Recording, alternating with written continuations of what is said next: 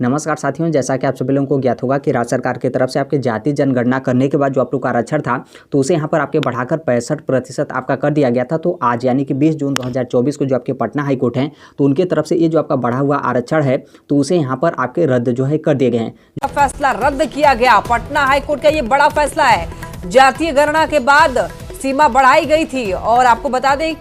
Court ने यह फैसला दिया है। हाई कोर्ट ने मामले में आदेश दिया। पटना हाई कोर्ट का ये बड़ा फैसला, आरक्षण की सीमा बढ़ाने का फैसला रद्द। जातीय गणना के बाद बढ़ाई गई थी सीमा, जो कि इसी को लेकर आप यहाँ पर देख सकते हैं। जो आपका हिंदुस्तान है तो उस न्यूज़पेपर का यहाँ पर आपका आर्टिकल है और उसी को यहाँ पर आपका दिया गया और यहाँ पर बोला गया कि जो आपके नीतीश कुमार हैं यानी बिहार के जो सीएम हैं उनको यहाँ पर आपका झटका जो है वो लगा है, क्योंकि इनके ही संरक्षण में आप यहाँ पर एक तरीके से मान सकते हैं कि जो आप लोग का जातीय जनगणना था तो वो यहाँ पर आपके हुए थे। ये जो आपका बढ़ा हुआ आरक्षण था तो जो भी यहाँ पर आपके सरकारी नौकरी हो या फिर जो भी यहाँ पर आपके उच्च शैक्षणिक संस्थान है तो उसमें यहाँ पर दाखिले को लेकर ये जो आपका आरक्षण था उसमें यहाँ पर आपका लागू था। तो ये जो आपका आरक्षण था 65% यहाँ पर आपके किए गए थे, जिसको यहाँ पर अब आपका रद्द जो है वो कर दिया गया है। इसमें ये जो आपका 65% जो आपका आरक्षण था ओबीसी, ईबीसी और यहाँ पर जो आपके दलित और यहाँ पर जो आपके आदिवासी थे इन सभी को मिलाकर यहाँ पर आपके 65% आरक्षण थे। और इसमें आप सभी लोग को पता है कि जो आपके आर्थिक रूप से पिछड़े वर्ग के जो कैंडिडेट हैं यानी ईडब्ल्यूएस कैंडिडेट हैं उनको यहाँ पर 10% जो आपका आरक्षण है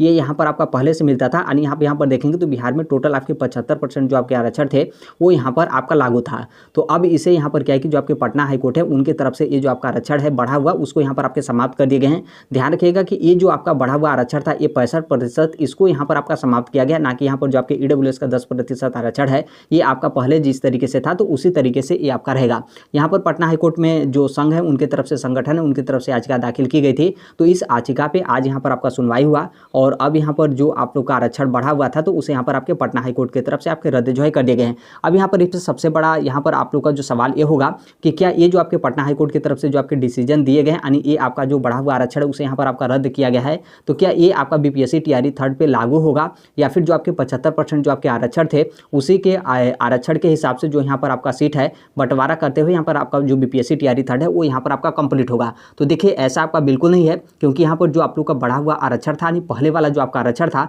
जिस आरक्षण के हिसाब से यहाँ पर जो आपका बीपीएससी टीआरई थर्ड था तो उसका यहाँ पर आपका नोटिफिकेशन जारी किया गया था तो उसको यहाँ पर आपका पटना हाई कोर्ट की तरफ से आपका रद्द कर दिया गया। इसका मतलब साफ है कि अब यहाँ पर जो आपका रद्द करने के बाद जो आप लोग का आरक्षण होगा जो कि 50% तो वो यहाँ पर आपका लागू होगा बीपीएससी टीआरई थर्ड में। हालांकि इसको अभी और थोड़ा सा यहाँ पर आपके इंतजार करने पड़ेंगे। इंतजार इसलिए करना पड़ेगा क्योंकि ये आपका मामला सुप्रीम कोर्ट में जाएगा। तो सुप्रीम कोर्ट की तरफ से अभी देख लीजिए किस तरीके से आपका डिसीजन आता है, या फिर हो सकता है कि पटना हाई कोर्ट में भी कोई उस तरीके का आपका बेंच हो तो उस बेंच में आपका मामला जाएगा। फिर उसके बाद यहाँ पर आपका क्लियर होगा कि क्या हकीकत में ये जो आपका बढ़ा हुआ आरक्षण है उसे यहाँ पर आपका समाप्त कर दिया जाता है या फिर कोई इसमें आपका रोक टोक या फिर कोई इसमें आपके बदलाव वगैरह इस तरीके से आपके आते हैं। तो थोड़ा सा यहाँ पर आपकी जो भी वैकेंसी हो बिहार वगैरह की तो उसमें थोड़ा सा यहाँ पर